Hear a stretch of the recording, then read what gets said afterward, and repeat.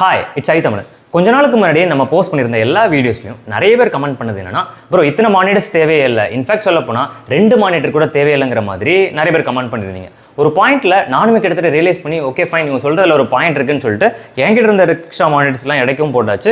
இங்கே இருக்கிற மானிட்டர்ஸும் இன்னும் ஃபியூ டேஸில் நான் டிஸ்ட்ரிபியூட் பண்ணிடுவேன். ஸோ இப்போ சில பேருக்கு வந்து என்ன ப்ரோ சொல்லிட்டு இருக்கீங்க, செட்டப்லாம் செமையாக தானே இருந்துச்சு, கிட்டத்தட்ட என்னோட ட்ரீம் செட்டப்லாம் நான் கமெண்ட் பண்ணியிருந்தேன்னு மாதிரி சில பேர் கமெண்ட் பண்ணியிருந்தீங்க. I'll get back to that. இன்னும் சில பேருக்கு வந்து அப்பாடா ஒரு வழியாக ஒளிச்சிட்டான்டா, எவனோ ஒருத்தன் ஏதோ ஒரு விஷயம் பண்ணிட்டு இருந்தான், அவன் ஆசையில் மண்ணள்ளி போட்டுன்னு சொல்லிட்டு சந்தோஷமாக இருந்துட்டு இருப்பீங்க. எனக்கும் ஆக்சுவலாக கொஞ்சம் வருத்தமாக தான் இருந்துட்டு இருக்கு. என்ன வருத்தம் அப்படின்னு சொல்லி பார்த்தீங்கன்னா, உங்களோட வருத்தத்துக்கு மேலே என்னால் இன்னும் கொஞ்சம் வருத்தத்தை ஆட் பண்ணுற மாதிரி இருக்குது அப்படிங்கிறதுக்காக தான். சரி ஃபைன், ஷார்ட்டாக இன்றைக்கி என்ன பண்ண போகிறோம்னா, நம்ம வந்து ட்ரிபிள் மானிட்டர்ஸ் செட்டப்பில் கேமிங் வந்து பார்க்க போகிறோம். இதை எத்தனை பேர் இதுக்கு முன்னாடி எக்ஸ்பீரியன்ஸ் பண்ணியிருக்கீங்க அப்படிங்கிறது எனக்கு தெரியாது. சில பேர்லாம் கேமர்ஸ்க்கு ஒரே ஒரு மானிட்டர் போதும், அதுக்கு மேலே தேவையே படாதுங்கிற மாதிரிலாம் கமெண்ட் பண்ணியிருந்தீங்க. அதை கான்ட்ராடிக்ட் பண்ணுறதோட ப்ரூஃப் தான் இந்த வீடியோ. ஒரு கேமாக இருந்தாலும் சரி, இல்லை ஒர்க்லோடாக இருந்தாலும் சரி, எந்த ஒரு விஷயம் பண்ணாலும் எக்ஸ்ட்ரா நம்பர் ஆஃப் மானிட்டர்ஸ் இருக்கும்போது you will have a different perspective. அது ஒருவேளை டைம் சேவ் பண்ணுறதா இருக்கலாம், இல்லை வித்தியாசமான இமோஷன் கொடுக்குறதா இருக்கலாங்கிறது தான் இந்த வீடியோட கான்செப்ட். நம்ம சூஸ் பண்ணியிருக்கிற கேம் ஆஃப் சாய்ஸ் என்னன்னா, நீட் ஃபார் ஸ்பீடில் அன்பவுண்டுன்னு சொல்லப்படுற இந்த கேம். இந்த கேம் அதாவது நான் ரேசிங் கேம்ஸ் கொஞ்சம் நாங்கள் நிறைய டெஸ்ட் பண்ணோம், அதில் பெட்டர் எக்ஸ்பீரியன்ஸ் இந்த கேமில் இருக்குது. நான் என்ன விளையாட ஸ்டார்ட் பண்ண கூட இல்லை. So let's get started with this. Usual நம்ம வந்து ஒரு ரேசிங் கேம் விளையாடும் போதோ இல்லை எந்த ஒரு கேம் விளையாடும் போதும் நமக்கு அந்த சென்டர் மானிட்டரில் எவ்வளோ தெரியுதோ அந்த மானிட்டர் அளவுக்கு தான் நம்ம என்ன பண்ணுவோம் அப்படின்னா கண்டென்ட்டை பார்த்துட்டே இருப்போம். பட் இந்த கேமில் பாருங்களேன், எக்ஸ்ட்ராவாக லெஃப்ட் சைட்லையும் சரி, எக்ஸ்ட்ராவாக ரைட் சைட்லையும் நமக்கு கொஞ்சம் கண்டென்ட் பார்க்க முடியுது. கிட்டத்தட்ட அந்த காரோட சைடு விண்டோஸ்லேருந்து பார்க்குற மாதிரி உங்களுக்கு ஒரு ஃபீல் இருந்துட்டு இருக்குல்ல. ஸோ இது வந்து ஒரு டைப் ஆஃப் இமோஷன். இந்த வீடியோவில் உங்களுக்கு எந்த அளவுக்கு தெரியுதுன்னு தெரியல, பட் இது ரியல் லைஃப்பில் நீங்கள் எக்ஸ்பீரியன்ஸ் பண்ணிங்கன்னா இது செமையாக இருக்கும், வேறு லெவலில் இருக்கும். உங்களுக்கு தேவைப்படுற ஆங்கிளில் இந்த மானிட்டர்ஸை கூட நீங்கள் திருப்பி வச்சுக்கலாம். பட் அன்ஃபார்ச்சுனேட்லி எங்களால் இதுக்கு மேலே திருப்ப முடியாது. இது ஒரு எங்களோட டேபிளோட லிமிடேஷன் வச்சுக்கோங்களேன். சரி, நெக்ஸ்ட் விஷயம் என்னன்னா, இப்போது சில பேர் என்ன பண்ணுவாங்க தெரியுமா, இந்த ரேசிங் சிமுலேட்டர்லாம் வச்சுருப்பாங்க. ஸோ இந்த ரேசிங் வீல்ஸு, அதுக்கப்புறம் இந்த பெடல்லாம் வச்சு சில பேர் வந்து கார் ரேஸ் பண்ணி பார்த்துருப்பீங்களா, அவங்களும் இந்த மாதிரி ஃபஸ்ட் பர்சன் மோடில் இருந்து விளையாடிட்டு இருப்பாங்க. அவங்களுக்கு இன்னும் இது செமையான ஒரு எக்ஸ்பீரியன்ஸ் கொடுக்கும். அண்ட் அகைன் நான் வச்சிருக்க மாதிரி மொக்க மானிட்டர்ஸ்லாம் அவங்க வச்சிருக்க மாட்டாங்க. they'll have like 4K 120 Hz இல்லை 140 Hz வச்சு விளையாடிட்டு இருப்பாங்கிற மாதிரி இருக்கும். ஸோ ரேசிங் கேமுக்கு இது ஒரு பெக்யூலியரான ஒரு ஃபீல் கொடுக்கும். அண்ட் நீங்கள் எத்தனை நம்பர் ஆஃப் மானிட்டர்ஸ் வச்சிருக்கீங்கிறத பொறுத்து உங்களுக்கு வேறு லெவல் ஆஃப் எமோஷன் கிடைக்கும். இது 2 மானிட்டர்ஸ்லேயும் உங்களால் பண்ண முடியும். பட் 2 மானிட்டர்ஸ் பண்ணும்போது இந்த இடத்துல சென்டர் ஆஃப் த ஸ்க்ரீன் இருக்கும். ஸோ உங்களோட கிராஸ் ஹேரோ இல்லை உங்களோட கேரக்டர் சென்டரில் இருந்தாங்கன்னா அது கொஞ்சம் கடுப்பாக இருந்துட்டு இருக்கும். ஸோ அதனால 3 இல்லைனா 5 போகலாம். 5 போனோம்னா உங்ககிட்ட இன்னும் எக்ஸ்ட்ரா ஒரு கிராஃபிக்ஸ் கார்டு தேவைப்படும். ஏன்னா சிங்கிள் கிராஃபிக்ஸ் கார்டில் உங்களால் 5 அவுட்புட்ஸ் கனெக்ட் பண்ண முடியாது unless it's like god tier graphics card. சரி ஃபைன், சரி அது ஒரு பாயிண்ட். இப்போ வந்து கேமிங், அதாவது நமக்கு ரேசிங் கேம்ஸ் எப்படி இருக்குங்கிறத நம்ம வந்து பார்த்துட்டோம். வேறு என்ன கேம்ஸ்க்குலாம் இது நல்லா இருக்கும் அப்படின்னு சொல்லி பார்த்தீங்கன்னா, இப்போ ஸ்டோரி கேம்ஸ் இருக்குது. நீங்கள் எந்த ஸ்டோரி கேம்ஸ் வேணாலும் எடுத்துக்கோங்களேன். பட் யூஸ்வலாக நான் வந்து அந்தளவுக்கு ஸ்டோரி கேம்ஸ் விளையாடுனதில்லை. அது ஃபர்பிடன் வெஸ்ட்டாக இருக்கலாம், இல்லைனா நீங்கள் இந்த ரெட் டெட் ரெடம்ஷன் 2 நிறைய பேர் என்கிட்ட வந்து ரெக்கமெண்ட் பண்ணுவீங்களா, அந்த மாதிரி கேம்ஸ் இருக்கலாம். சைபர் பங்காக இருக்கலாம். But Cyberpunk don't even try, I highly recommend that.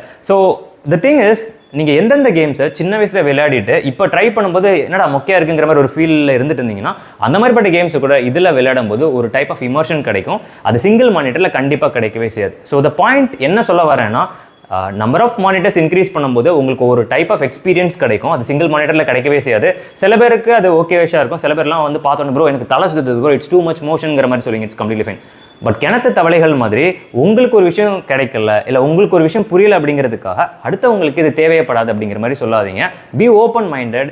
ஒரு எக்ஸ்பீரியன்ஸ் இருக்குது, ஓகே இதெல்லாம் பாசிபிள் அப்படிங்கிற மாதிரி தெரிஞ்சு வச்சுக்கோங்க அப்படிங்கிறத தான் சொல்கிறேன். நம்ம நெக்ஸ்ட் ட்ரை பண்ண போகிற கேமே வந்து ஸ்டோரி கேம் தான், ஹரைசன் ஜீரோ டான். இப்போ நம்ம வந்து ஹரைசன் ஜீரோ டானில் இருக்கோம். எனக்கு பிடிச்ச ஒன் ஆஃப் மை எப்படி சொல்கிறதுக்கு ஸ்டோரி கேம்ஸில் இது ஒன்றுன்னு சொல்லலாம். ஸோ அதுக்காக தான் இந்த கேமை நான் ஸ்பெசிஃபிக்காக எடுத்து வச்சுருக்கேன். இதில் பார்த்தீங்கன்னா மெயின் கேரக்டர் யூஸ்வலாக நம்ம ப்ளே பண்ணும்போது இந்த அளவுக்கு ஃபீல்ட் ஆஃப் வியூ கிடைக்கும்ல. இது ஆக்சுவலாக ஒரு ஓப்பன் வேர்ல்டு கேம் கூட. So again extra field of view கிடைக்கும். அண்ட் போஸ்ட் அப்போகலிப்டிக் வேர்ல்டில் இந்த நேச்சுரல் சீனரிஸ்லாம் பார்க்குறதுக்கு இன்னும் செமையாக இருந்துகிட்ருக்கும். ஸோ அகெயின் லைக் கொஞ்சம் நேரம் நேரில் போய் விளையாடி பார்த்தா தான் நான் சொல்கிறது எந்த அளவுக்கு செமையாக இருக்குது அப்படிங்கிறதே உங்களுக்கு தெரியும். ஸோ அதை பேன் பண்ணி பார்க்கும்போது இல் கெட் அ ஃபீல் லைக் அது எந்த அளவுக்கு செமையாக இருக்குது. கிட்டத்தட்ட எனக்கு தெரிஞ்ச ஏஎம்டியில் இதை தான் ஐஃபினிட்டின்னு சொல்லுவாங்கன்னு நினைக்கிறேன். அது சுற்றி கிட்டத்தட்ட லைக் இன்ஃபைனைட் ஃபீல்ட் ஆஃப் வியூங்கிற மாதிரி ஒரு ஃபீல் கிடச்சிட்ருக்கா. அந்த வேர்ல்டுக்குள்ளேயே நீங்கள் நிற்கிற மாதிரி ஒரு ஃபீல் கிடச்சிட்ருக்கும். இன் தியரி உங்களால் என்ன பண்ண முடியும்னா, உங்களை சுற்றி மானிட்டர்ஸ் வச்சு ஃபுல்லாக கவர் பண்ணுறதுக்கும் பாசிபிள் தான். பட் அது ஒரு நாளாச்சும் ட்ரை பண்ணி பார்க்கணும்னு சொல்லி எனக்கு ஒரு ஆசை இருக்குது. மேபி இந்த ஃபியூச்சர் நம்ம ட்ரை பண்ணி பார்க்கலாம். பட் அது எந்த அளவுக்கு பாசிபிள் அப்படிங்கிறது எனக்கு தெரியாது. But this is how it actually looks like. அதாவது இந்த ஏலாயை சென்டரில் விட்டு இப்படி ஒரு ட்ரோன் ஷாட் எடுத்தால் கிட்டத்தட்ட இப்படி தான் தெரியும் போல இருக்குது. I love the visual. Comment பண்ணுங்கள், இந்த வியூவை நீங்கள் இதுக்கு முன்னாடி பார்த்துருக்கீங்களா இந்த மாதிரி, and what are your expectations and உங்களோட லைக் உங்களோட ஃபீலிங்ஸ் இப்போ எப்படி இருக்குது அப்படிங்கிறத ஷேர் பண்ணுங்கள், மறக்காமல் கமெண்ட் பண்ணுங்கள். நெக்ஸ்ட் நம்ம என்ன பண்ணுறோன்னா ஸ்டோரி கேம்ஸ் பார்த்துட்டோம், ஒரு ரேசிங் கேமையும் நம்ம வந்து பார்த்தோம். இப்போ கடைசி நம்ம வந்து இன்னும் ஒரே ஒரு கேமை பார்த்துடலாம். அந்த கேமை முடிச்சதுக்கப்புறம் இதை எப்படி செட்டப் பண்ணுறது அப்படிங்கிறது நான் சொல்லிடுறேன். இப்போ நம்ம பார்க்க போகிறது வந்து ஒரு ட்ரோன் சிமுலேட்டர், லிஃப்ட் ஆஃப்னு ஒரு ட்ரோன் சிமுலேட்டர் இருக்குது. என்கிட்ட இந்த கண்ட்ரோலர் இருக்குது, நீங்கள் அதை பார்த்துருக்கீங்களா இல்லையான்னு எனக்கு தெரியாது. இது வந்து ரேடியோ மாஸ்டரோட TX16S. இது இந்த FPV ட்ரோன்ஸ் அதெல்லாம் கண்ட்ரோல் பண்ணுறதுக்கு யூஸ் ஆகும். நான் கொஞ்ச நாள் சிமுலேட்டரில் யூஸ் பண்ணிகிட்ருக்கேன். இப்போ அதை டெஸ்ட் பண்ணி பார்த்துடலாம். இப்போ நம்ம வந்து லிஃப்ட் ஆஃப்குள்ளே இருக்கோம். இதுதான் நான் சொன்ன drone simulator. Let's click resume. Okay, நாசமாக போச்சு. ஃபைன். இப்போது பார்த்தீங்கல்ல, நார்மலாக நம்ம வந்து ஒரு சிமுலேட்டர் விளையாடும்போது இருக்கிற ஃபீல்ட் ஆஃப் வியூவோட இது எக்ஸ்ட்ரா கிடச்சிட்ருக்கு. ஒரு ட்ரோன் சிமுலேட்டருக்கே இந்த மாதிரி ஒரு எக்ஸ்பீரியன்ஸ்னால், நீங்கள் இப்போ ஃப்ளைட் சிமுலேட்டர் இந்த மாதிரிப்பட்ட கேம்ஸ் விளையாடுறீங்க, இது எந்த மாதிரி ஒரு எக்ஸ்பீரியன்ஸ் கொடுக்குங்கிறத யோசிச்சு பாருங்கள்.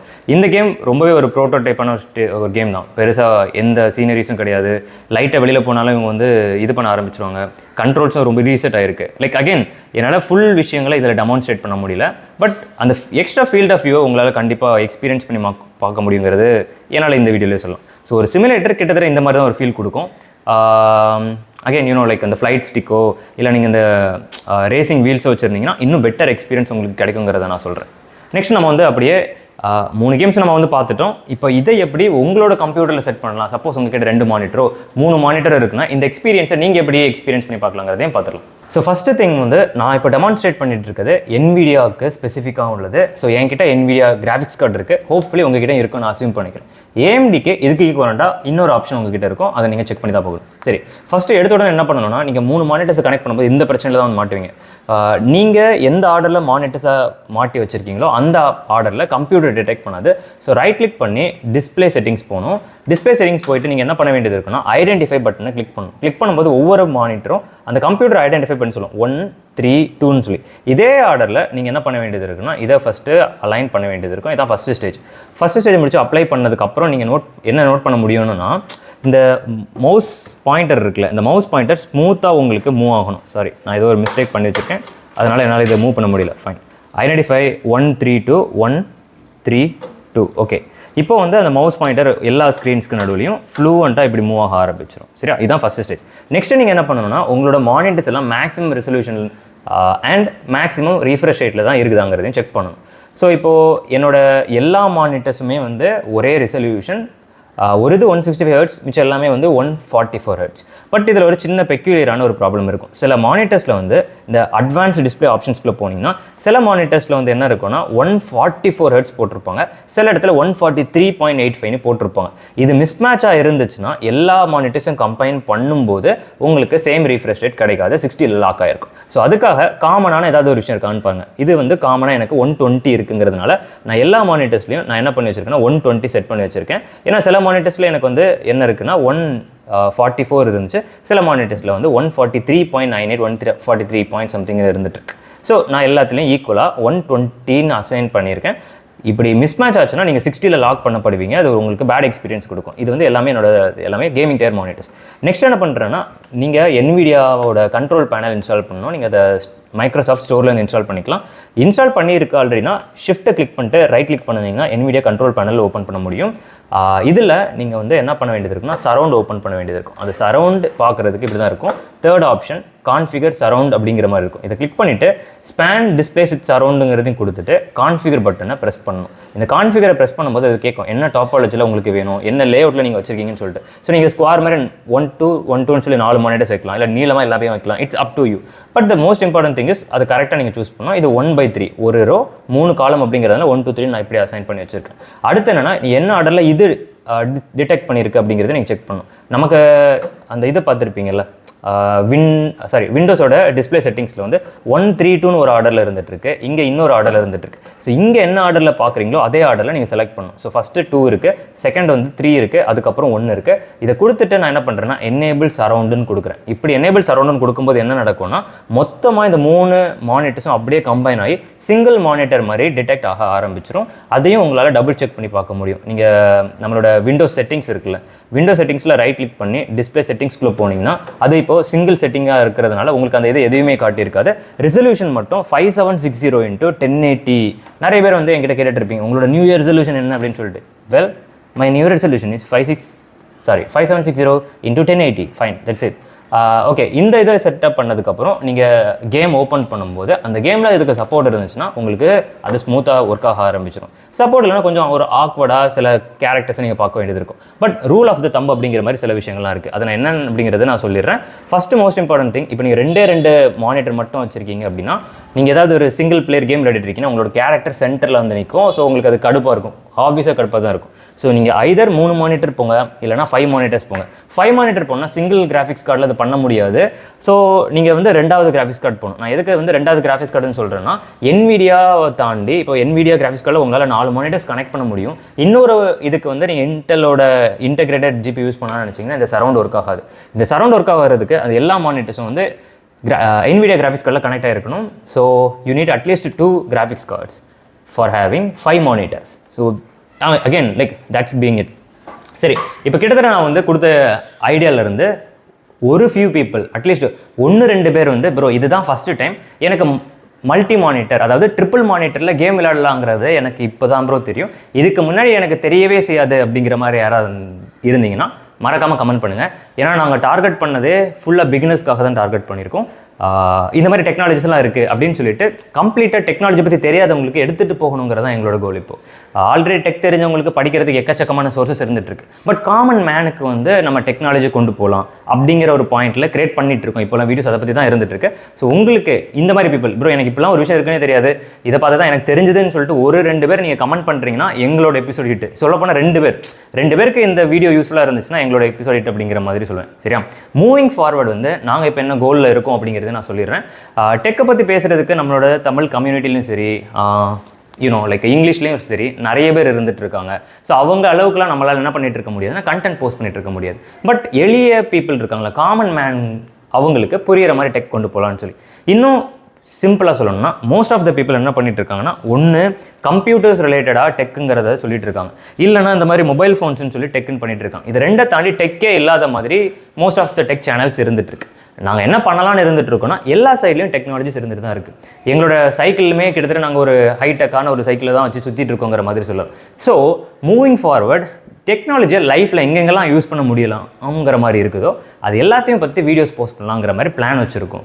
ஹோப்ஃபுல்லி நெக்ஸ்ட் வீக் சைக்கிளிங் ரிலேட்டடாக நாங்கள் என்ன டெக் யூஸ் பண்ணிட்டு இருக்கோம், என்ன கேஜெட்ஸ் யூஸ் பண்ணிட்டு இருக்கோம், லைக் லாங் ட்ராவல் போகணும்னா எப்படி பேக் பண்ணணும், சின்ன ட்ராவல் போகணும்னா எப்படி பேக் பண்ணணும், இது உங்களோட லைஃப்பில் எப்படி சேஞ்ச் பண்ணணும், உங்களோட ஹெல்த் எப்படி இம்ப்ரூவ் பண்ணலாம்னு சொல்லிட்டு நிறைய விஷயங்கள் இருக்குது. ஸோ அகெயின் சைக்கிளிங், அதுக்கப்புறம் ஸ்போர்ட்ஸ், இப்படி எங்கெல்லாம் டெக்னாலஜி நாங்கள் எங்களுக்கு தெரிஞ்சு யூஸ் பண்ணுறோமோ, என்னோட வே ஆஃப் லைஃப் எப்படி இருந்துட்டு இருக்கோ அங்கேருந்து ஒரு ஸ்னீக் பீக் மாதிரி சின்ன விஷயங்கள் நான் உங்ககிட்ட ஷேர் பண்ணுறேன். அண்ட் மூவிங் ஃபார்வர்ட் இன்னும் ஒரே ஒரு விஷயத்தை நான் உங்ககிட்ட கொஞ்சம் கமெண்ட்ஸை நான் ரீட் பண்ணதுக்காக சொல்கிறேன். இப்போ அந்த பிசி ஆஃபில் இருக்குது அப்படிங்கிறதுனால நான் டெமான்ஸ்ட்ரேட் பண்ண முடியாது. சில பேர் வந்து bro uses Arch by the வேன்லாம் கமெண்ட் பண்ணிட்டு இருக்கீங்க. நீங்கள் பார்க்குறது ஆர்ச் கிடையாது, அது விண்டோஸ் 11 இருக்கிற ஜஸ்ட் வால்பேப்பர் தான். பட் என்கிட்ட வந்து அந்த ராஸ்பெரி பைலையும் அது ஆக்சுவலி டியூவல் பூட் பிசி, அதில் நான் மஞ்சள் யூஸ் பண்ணிட்டு இருக்கேன், which is also based on arch. நான் அகைன் டெஸ்க்டாப் சேஞ்ச் பண்ண போகிறேன். பட் நீங்கள் நினைக்கிற மாதிரி சில பேர் அதை ஆர்ச்சுன்னு நினச்சிட்டு இருக்கீங்க, அது ஆக்சுவலாக ஆர்ச் கிடையாது. பட் அகைன் அதில் ஆர்ச் இருக்குது, அதை நீங்கள் இன்னும் பார்க்கவே இல்லை.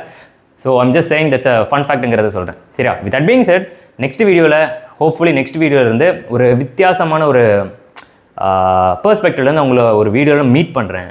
இன்றைக்கி நாங்கள் இன்றைக்கி மட்டும் இல்லை, கடந்த 3 நாட்களாக நாங்கள் பெரிய போராட்டத்தில் எத்தனையோ டேக்ஸ் எடுத்து எத்தனை கான்செப்ட்ஸில் வீடியோ கிரியேட் பண்ணோம், எதுவுமே சாட்டிஸ்ஃபேக்டரி அளவுக்கு வரவே இல்லை. இந்த வீடியோ எனக்கு ஓரளவுக்கு பிடிச்சிருக்கு. Okay fine, finally we made something மீனிங்ஃபுல்ங்கிற மாதிரி எங்களுக்கு தோணுச்சு. ஹோப்ஃபுல்லி நெக்ஸ்ட் வீக் நல்ல வீடியோட நான் உங்களை மீட் பண்ணுறேன். அகைன் அந்த 2 பேர் யாராவது 2 பேர் இருக்கீங்கன்னா மறக்காமல் கமெண்ட் பண்ணிடுங்கன்னு சொல்லிட்டு அதில் எந்த video bye, have a nice day, bye.